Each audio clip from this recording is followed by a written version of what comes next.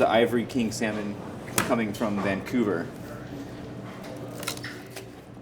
And as you can see, it's not like normal salmon. These are basically like albino. They don't eat any kind of krill or shellfish or anything like that, which is why they don't get any of that pigment. And this was probably caught 48 hours ago, maybe. We really try to focus on quality. When we wanted to kind of bring like the whole restaurant mentality to a market, we wanted it to basically be if you went to Spago or Patina or these high-end restaurants and you open up the drawer from the fish cook and you saw that nice, perfectly portioned piece of ivory salmon. That's kind of what our whole mindset was in opening this place.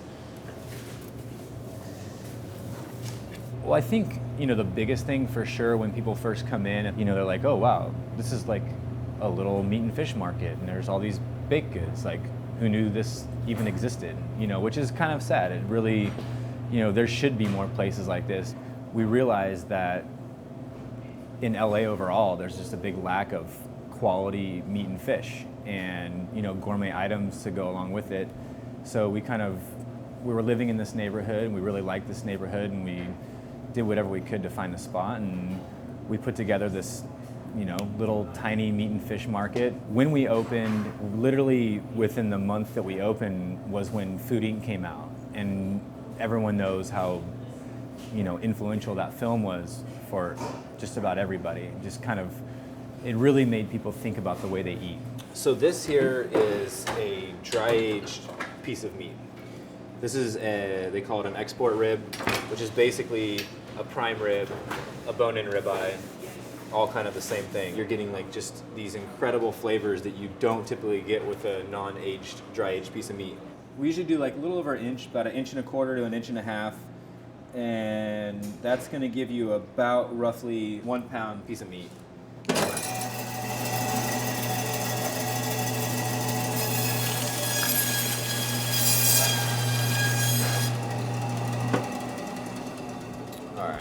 Basically, when you put meat on the saw, there's going to be basically all the fat is cutting through, and you also get, they call it bone dust, where because this has the bone in it, when you cut through the saw, you'll get a little bit of that bone dust. So what we do is we just take this little meat scraper, scrape all that off, and then you have a really, really nice piece of meat. I mean, that is like beautiful. People really are transitioning into this European sense of, let's go to the market today, let's buy a fresh baguette today, let's do this today, hitting the local farmers markets, and then they'll come by here and buy a piece of meat for tonight and then come back tomorrow. So it's really just kind of a good evolution of people going back to the way things really should be.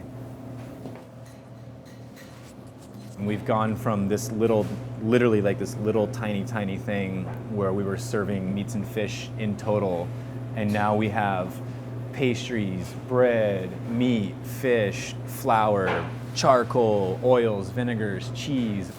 I brought these in today. This is a Thai snapper from New Zealand. It's amazing on the grill, but you can see the freshness of it. When you hold it right here, it just holds out stiff. There's no floppiness to it. The meat's super firm, it's beautiful, it's fresh, the eyes are like crystal clear.